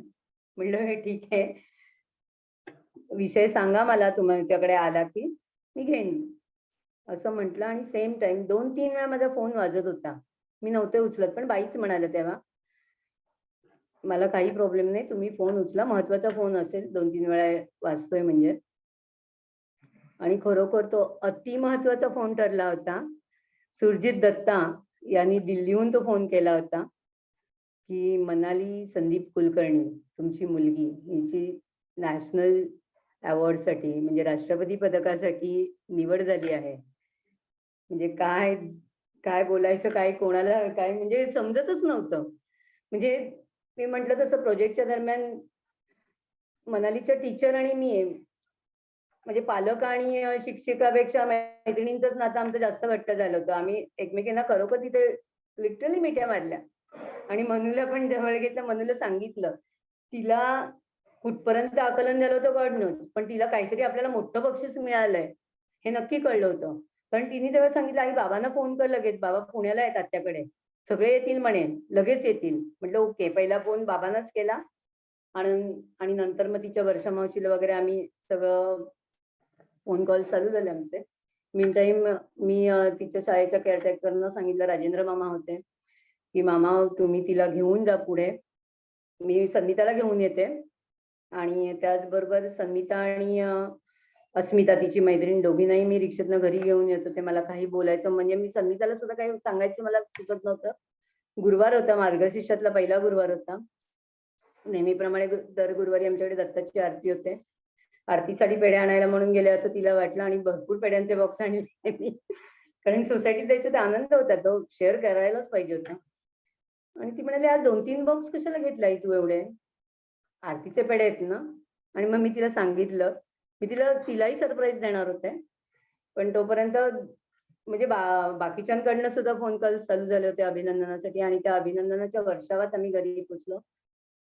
कारण आज ठाण्याची मनाली जिद्द शाळेची स्पेशल किड आज राष्ट्रपती पदकापर्यंत पोहोचली होती. आणि त्याच्यानंतर म्हणजे 2006 नंतर जेव्हा ज्या दिवशी राष्ट्रपती पदक तिला मिळणार होतं 3 डिसेंबर 2006 या दिवसाची जोरदार सुरुवात झाली होती.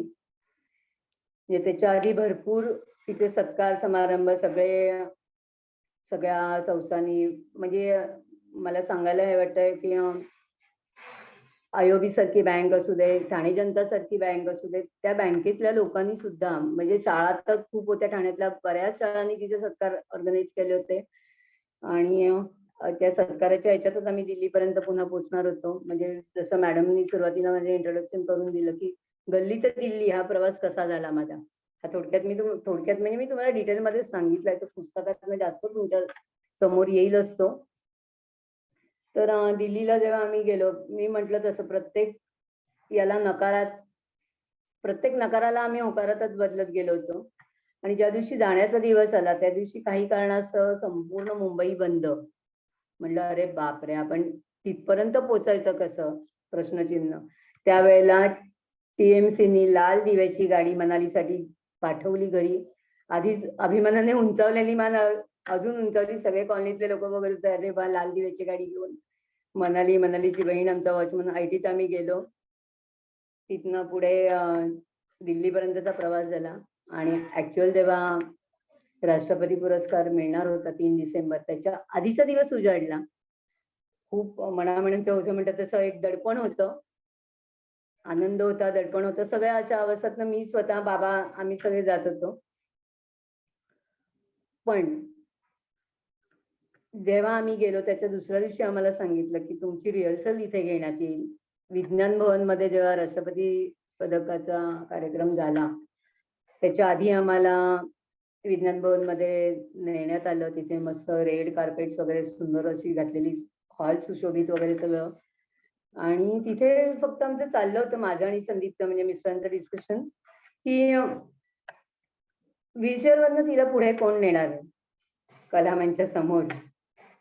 मी तर ऑफकोर्स तन्वीला म्हटलं तूच जा, तर तो सांगत होता नाही तू जा, कारण तुमच्या मायलेकींचा व्हीलचेअर वरचा व्हील पॉवरचा हा प्रवास आहे, तो तुम्ही दोघींनीच तिथे पोहोचवलेला आहे. मी 2 मिनिटं पॉज घेतला, सुचत नव्हतं मला. पण त्यांचे सगळे एस्कॉर्ट्स आले तिथे, त्यांची माणसं आली, त्यांनी प्रत्येक म्हणजे अवॉर्डीच्या हातात बॅच दिला आणि एस्कॉर्टचा बॅच दिला. तो माझ्या नावाचा होता, स्मिता संदीप कुलकर्णी. म्हणजे आम्ही तिथे असं ठरवलं होतं, कॉइन हे करायचं, टॉस करायचा. Just a minute.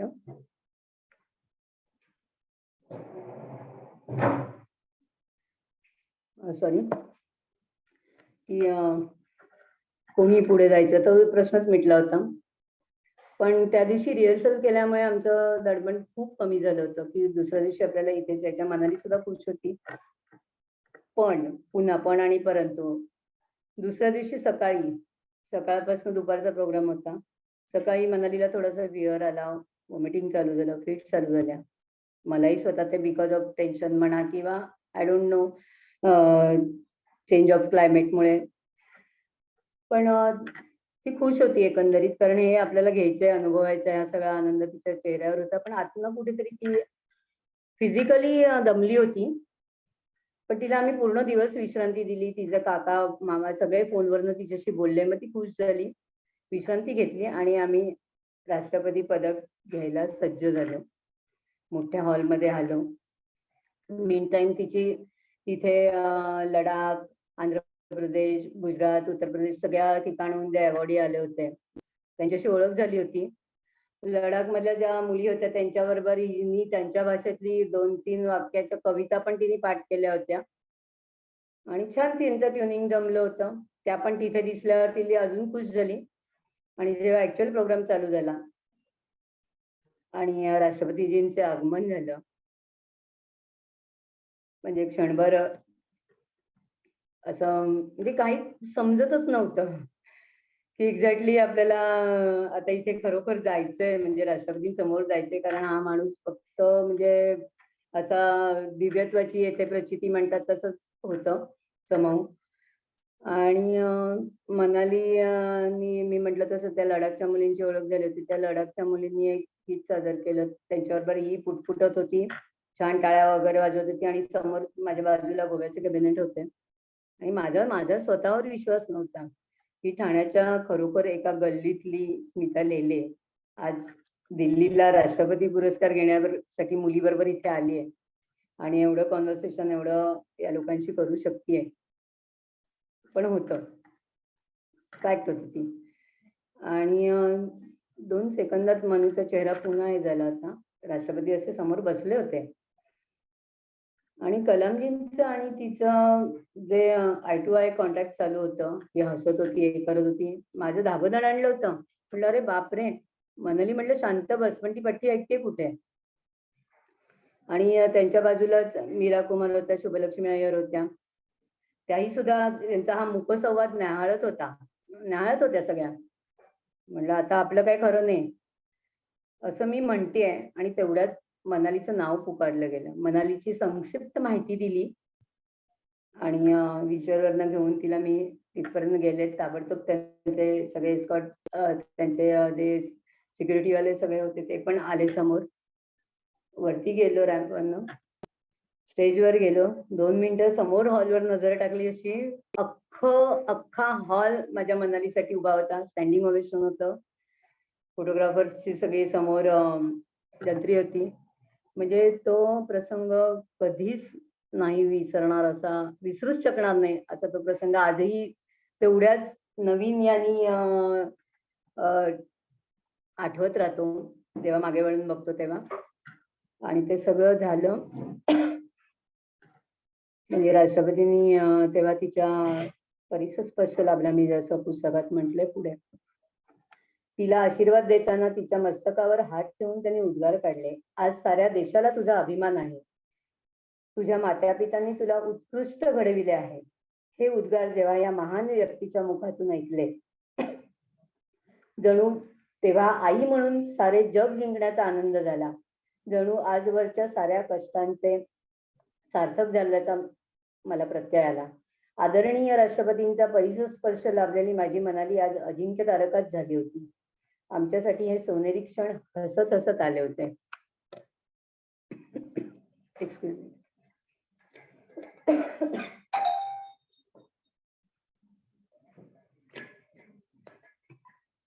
सॉरी. आणि या उत्साहातच म्हणजे हे जेव्हा राष्ट्रपतींनी तिला राष्ट्रपती पदक घातलं, तिला सर्टिफिकेट दिलं, हे जे गौरव उद्गार काढले आणि आम्ही आमच्या स्थानावर आलो. आणि त्याच वेळेला मनालीला पुन्हा फीट आली. माझं लक्ष मनालीकडे 1 सेकंद सुद्धा हलत नव्हतं तिच्या चेहऱ्यावरनं. आणि तेव्हा मग मी तिला सरळ व्हीलचेअर घेतली, आतमध्ये गेले, बाहेर गेले. कुठलाही गडबड गोंधळ तिथे कोणीही केला नाही. त्यांचे सिक्युरिटीवाले, त्यांचा डॉक्टरांचा स्टाफ माझ्याबरोबर आला. तिला विश्रांती द्यायला सांगितली. तिला एक प्रिझम 5 ची गोळी दिली. पण ती पट्टी कसली? आई मी ठीक आहे, मी गोळी घेतली आता, चल तू, मला भाषण ऐकायचं आहे. या उत्साहातच ती आतमध्ये आली पुन्हा. प्रोग्राम झाला, घरी आलो. पुन्हा मी म्हटलं तसं माझे घरचे प्रोजेक्ट चालू झाले सगळे. नवीन वर्षाची सुरुवात 31 डिसेंबरला दरवर्षी आम्ही बाहेर जातो, मनालीला घेऊन जायचो. त्या वर्षी नेलं दोघी मुली मनाली. आम्ही दोघं असं छान 31 डिसेंबर पण सेलिब्रेट करून आलो छान. आणि नंतर माझ्या नर्सरीच्या टीचर होत्या, माझ्या बरोबर ज्या शिक्षिका होत्या, म्हणजे त्या मानलेली मनालीची आजीच म्हणेन मी तिला, बैसासवैनी म्हणून आमच्या. त्यांनी मला सुचवलं की त्यांच्या समोरच मला बऱ्याच वेळेला फोन कॉल्स येत होते. अनंत देऊस्कर म्हणा, नैनाचार्य म्हणा, सगळ्या बऱ्याच मान्यवरांचे फोन आले की तिने कुठलं प्रोजेक्ट केलं, काय केलं. कारण मनालीचं राष्ट्रपती पदक मिळाल्यानंतर सतत 8 दिवस तरी किमान या बातम्या येत होत्या मनालीच्या छान. आणि प्रत्येकाला खूप क्युरिओसिटी होती की काय आहे स्पायनल कॉर्ड म्हणजे काय, की काय झालं, प्रोजेक्ट कुठलं केलं. तर मी म्हटलं तेव्हा म्हणजे मोबाईल नव्हताच, असं म्हणजे अँड्रॉइड फोन नव्हता, स्मार्ट फोन नव्हता की ओनली ऑन व्हॉट्सअप वगैरे म्हणण्याची पण सोय नव्हती. तो ट्रिंगचा बोल की फोन प्रत्यक्ष घ्यायचा किंवा तो छोटा फोन घ्यायचा आणि सांगायचं प्रत्येकाला, हातातली कामं सोडून सगळे.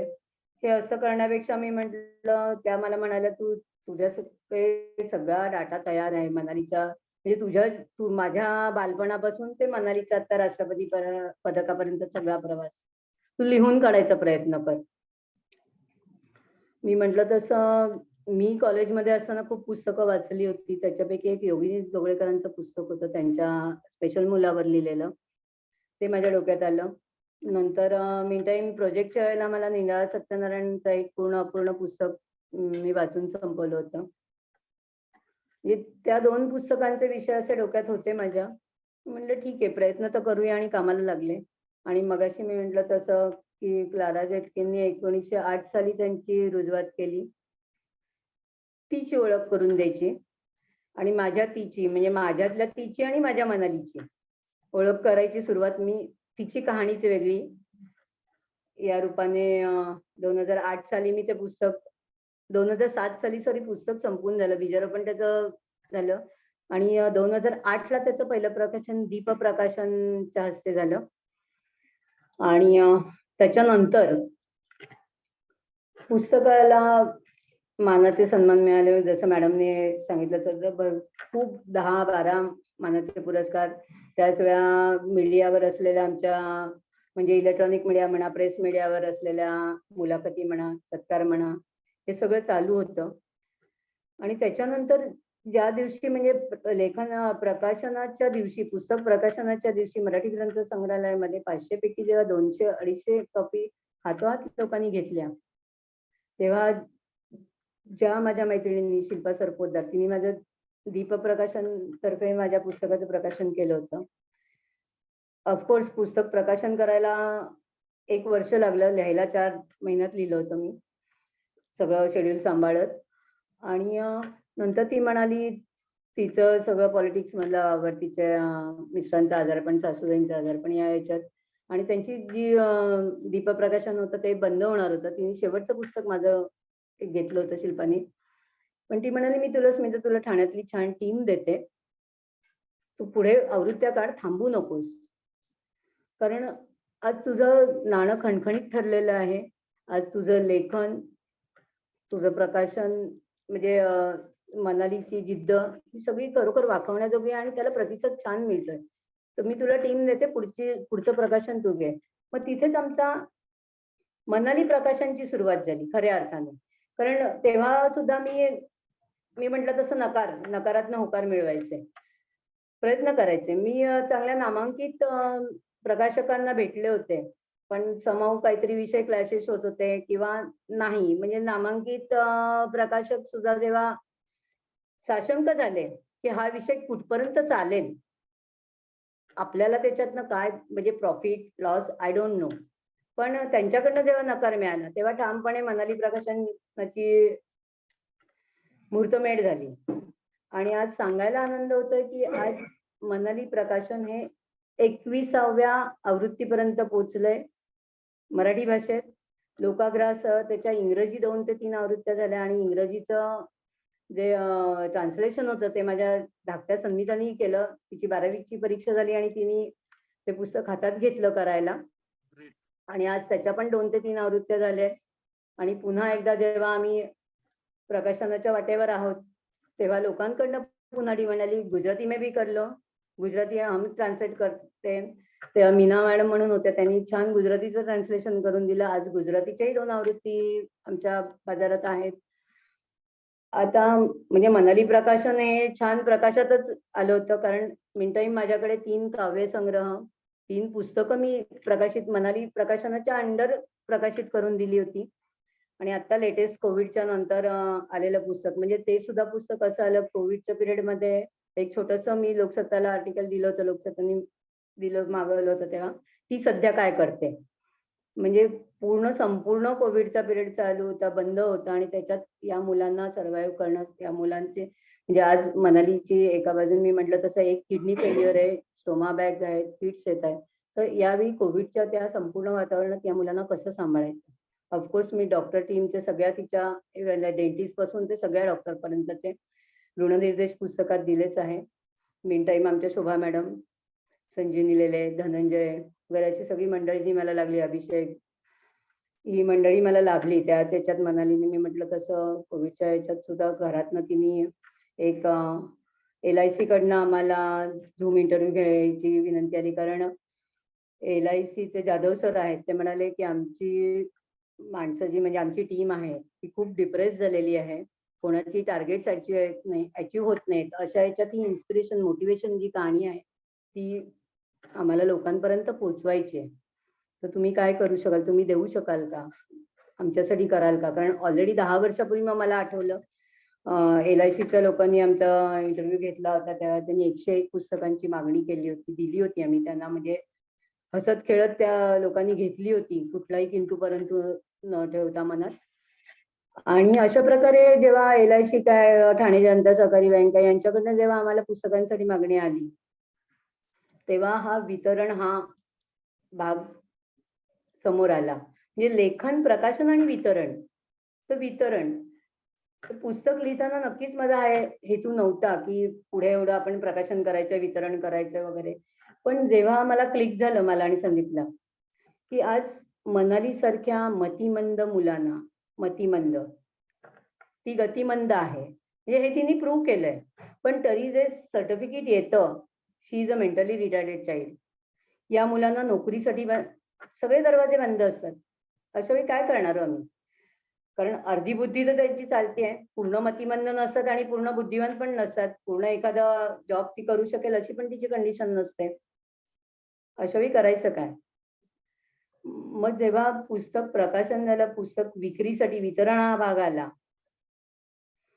तेव्हा ऑफकोर्स मी नक्कीच आनंदाने आज अभिमानाने सांगते, सुरुवातीचं आम्हाला मिनल मोहाडीकरांनी मार्गदर्शन केलं. त्याच्या आधी विद्याधर ठाणेकर आमच्या बरोबर होते, ज्यांनी पुस्तक प्रकाशन आमचं हे केलं. अशी बरीच नावं आहेत. आज एकाचं नाव घेतलं, एकाचं राहिलं, तर त्यासाठी म्हणजे मी माफी मागते कोणाचं नाव राहिलं असेल, पण ते पुस्तकात मी त्यांचं मेन्शन केलेले आहेत. आज त्यांच्या ऋणात राहणं मी जास्त पसंत करीन, त्यांची ऋणी आहे आज मी. कारण आज इथपर्यंत आज 31व्या वर्षी माझ्या मनालीला त्यांनी स्वतंत्रपणे तिच्या पायावर उभं केलंय, जिथे नोकरीचे सगळे दरवाजे बंद असतात. नोकरी हा ऑप्शनच नसतो. जसं माझ्यासाठी मनालीला सांभाळायचं म्हणून नोकरी करणं शक्य नव्हतं, तिथे मला वाट मिळाली, माझी नर्सरी चालू झाली, शाळेचा जॉब चालू झाला. त्याच पिरियडमध्ये आज मनाली एक उद्योजिका म्हणजे तिला स्त्री महिला उद्योजिका म्हणून लोकसत्ताच्या 2008 साली 12 साली दुर्गा पुरस्काराने तिला महिला उद्योजक म्हणून सन्मानित करण्यात आलं. त्याच वेळेला मला नर्सरीसाठी चेंबर ऑफ कॉमर्सचा पुरस्कार मिळाला होता. अशी आमची पुरस्कारांची यादी वाढत होती. आणि आज मी या नोटवरच शेवट करते की जर तुम्ही म्हणजे प्रवीण दवण्यांच्याच भाषेत की नकारात्मकतेवर पॉझिटिव्हली तुम्ही बघितलं, सकारात्मक होकार बदला, उत्कटतेने सकारात्मक बदला, तुम्ही होकार भरलात तर आज ही नक्कीच जिद्दगाथा होते. आणि ऍक्सेप्ट द फॅक्ट वगैरे आपण म्हणतो, आपण फॅक्ट ऍक्सेप्ट पण करतो, पण त्याचबरोबर मी म्हणेन फॅक्ट ऍक्सेप्ट करताना त्या भोवतालच्या परिस्थितीचा पण तुम्ही ऍक्सेप्ट करा की आज आपण कोणावर आपल्या म्हणजे अपेक्षा लादू शकत नाहीत या मुलांच्या बाबतीत, ही पण फॅक्ट आहे. आणि ते ऍक्सेप्ट करत पुढे जा. तुम्हाला खरोखर ते स्वामी आपले मार्ग दाखवतात आणि त्या मार्गावर आपण नक्कीच एक यशस्वी उद्योजिका म्हणून आज मनालीचं जे नाव झालंय 31व्या वर्षी, ती म्हणजे हा पण एक प्रकारचा तिचा पुरस्कारच आहे मी समजेन. आणि या नोटवर आज मी माझं बोलणं थांबवते, विराम देते माझ्या बोलण्याला, कारण तिची कहाणीच वेगळी. आज ज्यांच्या घरात पोचलं नाहीये त्यांच्या घरात नक्कीच पोचेल हे आशा आहे मला. आणि पुन्हा एकदा कुलकर्णी सर, मुळे सर यांचे मी आभार मानते आणि त्यांना विनंती करते आपलं राहिलेलं पुढची मनालीची टाटा हॉस्पिटलने केलेली डॉक्युमेंटरी, वाडी हॉस्पिटलला तिला सत्कारायला बोलावले, जे जे काही प्रसंग आहेत, मनाली संस्कृतचा अध्याय कसे म्हणते, त्या छोट्याशा क्लिपमध्ये टाटा हॉस्पिटलने सगळं घरी येऊन डॉक्युमेंटरी केली आहे. तिच्यावर अविनाश नारकर, ऐश्वर्या नारकर यांनी होप ही शॉर्ट फिल्म केली होती. त्या होप या फिल्मला सुद्धा लहेजाचं अवॉर्ड मिळालं होतं. म्हणजे पुस्तकाची नायिका म्हणून तिला त्याच्यात गौरवण्यात आलं. आणि शेवटचा म्हणजे माझा महत्वाचा एक वितरणाच्या भागापेक्षा लेखनाच्या भागात मी म्हणेन की जेव्हा आज 2023 साली सुद्धा आज मला कालच एक श्रीनगरवरनं फोन आला की आमचा स्पायनाबायफिडाचा एक ग्रुप आहे, लीलावती हॉस्पिटलला डॉक्टर करमरकर म्हणून आहेत, त्यांनी हा ग्रुप स्थापन केलेला आहे. आणि त्यांनी मला दिल्लीला इंटरनॅशनल कॉन्फरन्स होती स्पायनाबायफिडावर, तेव्हा या प्रोजेक्टसाठी मला त्यांनी पेपर वाचायला बोलावलं होतं, कॉन्फरन्ससाठी सॉरी. त्या कॉन्फरन्समध्ये मी तो पेपर वाचला, त्याच्यानंतर जो स्पायनाबायफिडाचा ग्रुप तयार झाला, तर त्याच्यामधनं मला काल एक फोन आला, मेसेज आला की आय एम फ्रॉम श्रीनगर आणि माझं मूल 3 वर्षाचं आहे, त्याला ब्लॅडर कंट्रोल नाहीये, स्पायनाबायफिडाचा पेशंट आहे तो. तर तेव्हा कुठेतरी वाटलं की आज म्हणजे 10 डिसेंबर 91ला मनालीची असलेली परिस्थिती आणि आज 2023 मध्ये या मुलाची परिस्थिती म्हणजे सायन्सची उदासीनता मी म्हणेल, समाजाची उदासीनता म्हणेल, ऍक्सेप्टन्स कुठे, सगळा अवेअरनेस कुठे वाढवला पाहिजे. म्हणजे जसं पोलिओ निर्मूलन झालं तसं या स्पायनाबायफिडा या आजाराचं समूळ उच्चाटन झालं पाहिजे. हा एवढाच या पुस्तकातनं संदेश. म्हणजे आम्ही जे आज सफर करत आलोय ते या मुलांनी सफर पुढे जाऊन नाही केलं पाहिजे. त्याच्यासाठी काय करायला पाहिजे, म्हणजे मी तर म्हणेल प्रत्येक मुलींनी प्रेग्नन्सीच्या आधी फोलिक ऍसिडचा डोस नक्की घ्यावा, फोलिक ऍसिडचा कोर्स करावा, डॉक्टरांचा सल्ला घ्यावा, की सशक्त मूल जन्माला आलंच पाहिजे, कारण ही भावी पिढी आपली सशक्त बनवायची आपल्याला.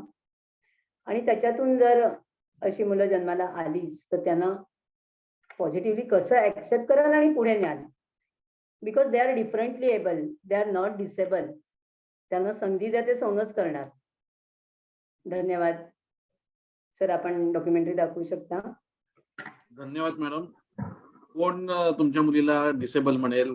जी नॅशनल चिल्ड्रन सायन्स कॉम्पिटिशन मध्ये बक्षीस मिळवते आणि राष्ट्रपती पदक मिळवते, कोण म्हणेल?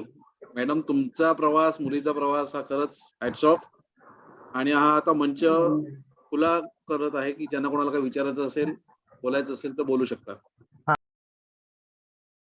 पुढे कोणाला प्रश्न विचारण्याआधी मी अपर्णा गोडबोले मॅडमना विनंती करतो की त्यांनी आजचं या सत्राचं आभार प्रदर्शन करावं. धन्यवाद मुळे सर. सर्वप्रथम म्हणजे काय बोलू, निशब्द हा एकच शब्द मी बोलू शकते की माझ्या मते सगळ्यांची तीच अवस्था असेल की जी काही कहाणी आपण ऐकली ती अद्भुत, हे शब्द त्याला कमी पडतील. की जी अशक्य कोटीतली गोष्ट तुम्ही शक्य करून दाखवली. त्याच्यामुळे महिला दिनाच्या निमित्ताने आपण जे विमेन एम्पॉवरमेंट वगैरे बोलत असतो, त्याच्यासाठी एवढं सुयोग्य उदाहरण शोधून सापडलं नसतं माझ्या मते. सो यासाठी भूषण मुळे सरांना खास करून आभार की त्यांनी अशी सुयोग्य व्यक्ती शोधून आणली या कार्यक्रमासाठी. आणि खरंच ही कहाणी म्हणजे जसं तुम्ही बेडकुळीचं तो जो प्रसंग सांगितला, तर मी कल्पना करू शकत नव्हते, की कसं काय तिने केलं असेल ते. आणि तिची इच्छा तरी कशी झाली, की ओके मला हे करायचंच आहे. आणि या अशा प्रसंगातून किंवा गीतेचे अध्याय नॉर्मल माझी मुलगी गीता म्हणते. तर मला माहिती की म्हणजे स्मरणशक्ती असलेल्या नॉर्मल मुलांना म्हणणं सुद्धा ते किती अवघड आहे. आणि अशा ह्याच्यात ती स्वतः म्हणू शकते हे खरंच म्हणजे मी कल्पना नाही करू शकत, की तुम्ही कसं काय अचीव्ह केलं. आणि त्याच वेळेला मला असं वाटतं, की एक पालक म्हणून म्हणजे एक स्पेशल चाइल्डचे पालक म्हणून आणि त्याच वेळेला तुम्ही एका नॉर्मल मुलीचे पालक म्हणून असं एकाच वेळेला ही दुहेरी भूमिका निभावणं आणि मी म्हणेन, की दुहेरीपेक्षा तिहेरी भूमिका किंवा एक व्यक्ती म्हणून पण तुमचं जे व्यक्तित्व समोर आलं, आता या सगळ्या कार्यक्रमामध्ये, तेही मला भावलं. सो म्हणजे मी या तिहेरी भूमिकेतून सुद्धा तुम्ही जे वैशिष्ट्यपूर्ण वाटचाल केली आणि तो तुमचा जो जीवन प्रवास आहे, तो नक्कीच खूप प्रेरणादायी आहे. आणि नक्कीच हे पुस्तक म्हणजे मला आठवण होती आता, की पिटे अंधाराचे जाळे, जी अशीच एक सेरेब्रल प्लासी झालेली मुलगी आहे, वल्लरी कलमकर म्हणून. म्हणजे त्या आता मोठ्या आहेत. तर त्यांच्यावर पण असंच एक पुस्तक लिहिलेलं आहे किंवा चाकाची खुर्ची हे नसीमा हुरजुकनी लिहिलेलं आहे त्यांच्या स्वतःचं आत्मचरित्र. ते या नामावलीमध्ये म्हणजे हे पुस्तक नक्कीच गणना करायला हरकत नाही. आणि वल्लरीप्रमाणेच तुमच्या मनालीची पण अशीच उत्तरोत्तर प्रगती व्हावी अशी सगळ्या ग्रुपतर्फे शुभेच्छा. धन्यवाद. धन्यवाद. Thank you madam. धन्यवाद. आणि आता मनाली पण आपल्याला जॉईन झाले. आली. हो ना? हो, मनाली पण आली आहे.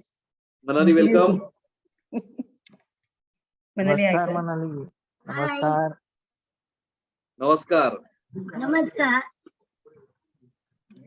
आमच्याकडून स्टँडिंग ओवेशन आजच्या प्रोग्राम साठी मनाली तुझ्या थँक्यू. तुझी गोष्ट खूपच इन्स्पायरिंग वाटली आम्हाला. खूपच आम्हाला प्रेरणादायी वाटली मनाली. थँक्यू. कोणाला या प्रश्न काय विचारायचे असतील तर विचारावेत. सर, मनाली एक छोटस तिचं पुस्तक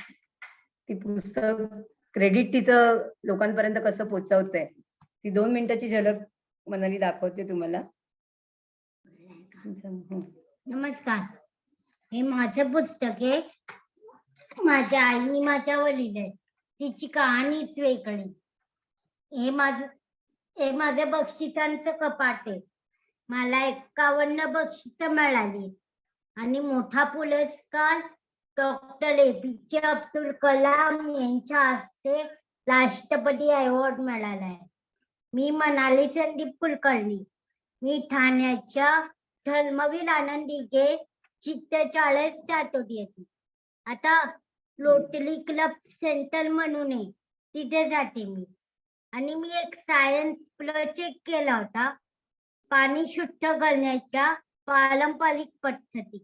त्याच्यात मी शाळेला गोल्ड मेडल मिळवून दिले. वाह, धन्यवाद. छान धन्यवाद. छान मनाली. थँक्यू. अभिमान आहे आम्हाला. अभिमान आहे. तू आम्हाला ओळखते. मनालीच्या वडिलांचा, मनालीच्या आईचा, तिघांचंही कौतुक. त्यांच्या पूर्ण फॅमिलीचं कौतुक. Thank you sir.